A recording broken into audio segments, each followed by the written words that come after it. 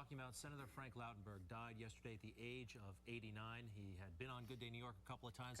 Rosanna, you knew him over the years? I knew him personally, friends of the family. In fact, we even shared a rental car one summer. So he came over because I guess I extended my time on the rental car. He actually took the keys from me. Yeah, when he liked you, he liked you. Yeah, he was good, but he was known as a fighter. And we brought in political analyst Steve Adubato this morning to kind of talk over, like, personally what he was like, because we all know his accomplishments, but personally, what was he like to work with? Well, back in the mid-'80s, when I had a different life, I was a young guy running for the state legislature. I had no chance to win, and Frank Lautenberg was an established United States Senator, took a shot and supported me, and I'll never forget that. But it was also the kind of thing where later on, as a journalist, when I questioned and challenged him, and he didn't like the question and he didn't like the challenge, he let you know it. Frank Lautenberg was a fighter, and he liked to fight. He did? He actually liked the fight. Lautenberg would have this line, he joked about it, but he'd say, you can take the boy out of Patterson, but you can't take the Patterson out of the boy. And what he meant was, Patterson's a town where you learn how to fight. He did it at ADP, where he built this incredibly successful business from 3 employees where he started to 50,000. He would always say that. And what he also meant was, listen, I came from nothing, but I succeeded, and I did it by fighting. And he fought in World War II, the last remaining World War II veteran in the United States Senate. All right, Chris Christie, the governor, I would say, safe to say a political foe. While another fighter. Yeah, yeah. But now it's all on him as to what happens next with the Senate seat. But let's listen to Chris Christie from yesterday, essentially eulogizing Senator Lautenberg. The best way to describe Frank Lautenberg, and the way he would probably want to be described to all of you today, is as a fighter. Senator Lautenberg fought for the things he believed in. Sometimes he just fought because he liked to.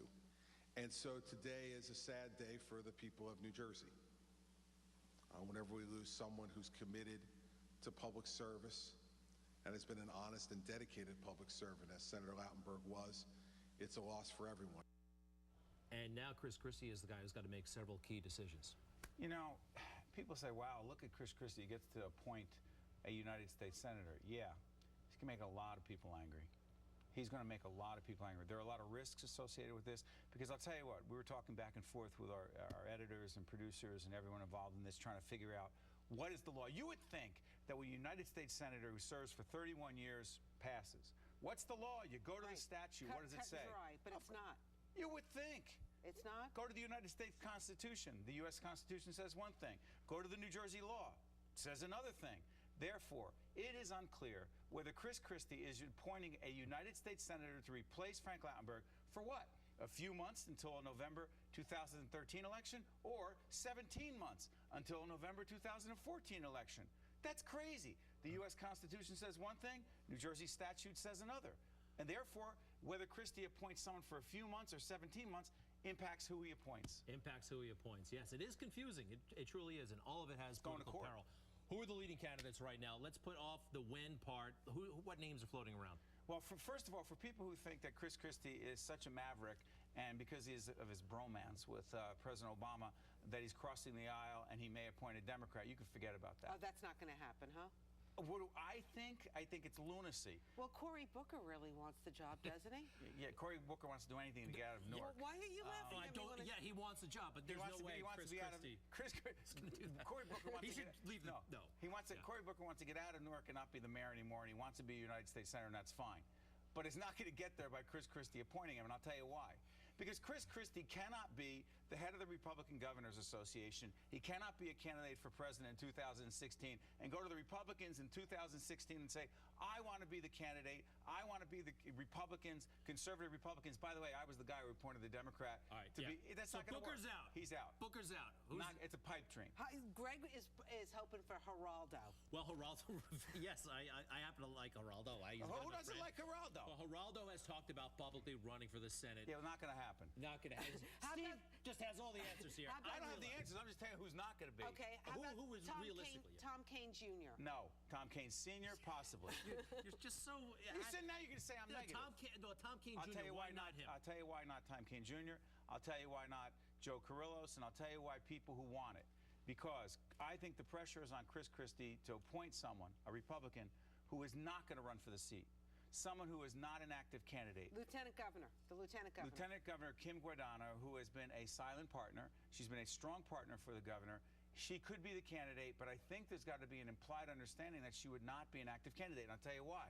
Because if you appoint that person for 17 months and they get to run in November of 2014, right, that person gets a heck of a head start. And national Republicans will like that. And they'll give Chris Christie credit for doing that. And here's the downside.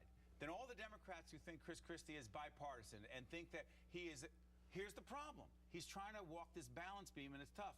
Because all the Democrats who are giving Christie money, who are going to vote for him in November, are going to say, you have disenfranchised us. You took a Democratic senator that we elected. Republicans haven't had a U.S. senator since 1982, and he wasn't elected. It was Nick Brady. He was appointed. The Democrats are going to say, appoint someone for a few months, right?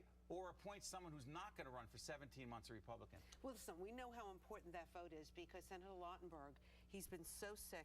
In his wheelchair, they brought him to D.C. to vote on some bills, right? That's how important a Democratic vote is. This is not just a New Jersey issue. It is a national issue with national and international implications with votes that have to do with the world. I am telling you, Chris Christie has pressure on him to appoint someone like Tom Kean Sr. or Donald DeFrancesco, a former governor who, in fact, Republican, who would not run, or someone who was a business person who would not run. This guy, Nick Brady, no one remembers him. He Nicholas was a business... Brady, Secretary Treasury under Bush 1, right? Promised, I will not run, but appoint me, and I will be a good senator. And no one cared because he chose not to run. You can do that. I tell you, I think there's pressure on Christie to name a Republican who's not a candidate. When will we know? Well, to do anything before all of the things connected to the senator's funeral is inappropriate, and it is wrong, and I think they will wait until this week is over, and I think we will know by this weekend who that candidate is. All right, Steve Adubato, great to see you again. Thank you. By the way, lose this tape if I'm wrong on everything. That's true. You were so emphatic. I know. He was so outspoken. No. You're wrong. When's the last time you talked to Chris Christie? Last No night. comment. Well, look. See, they're buddies. They're buddies. We're not buddies. I have sources. You have sources. You have sources. All right, do you want to tell What, us? to give up my sources? But is Chris Christie one of your sources? We talk. Oh, good for you. I talk to Democrats. I talk to Republicans. Could you put in a word for him to come on and sit on the yellow couch? It's been a while. Yeah. He did it when he was a candidate. He did it when he was not a candidate. Now he never comes by. He loves you guys. Well, he could show it. You need to come out of your shell and say what's on your mind. Oh, there you go, hold Chris. back All right. too much. I think Barbara Brono is going to be on tomorrow. No. Barbara her Warner, Democratic Yeah. opponent. Yes, she's running, I've heard. She'll be here, I think, a lot. She's running. No, She'll she's be running. here a Yeah. lot, She'll be yeah. nominated today, I predict. Good stuff. That he didn't need a source for. All right. Steve Adubato, thank you so much.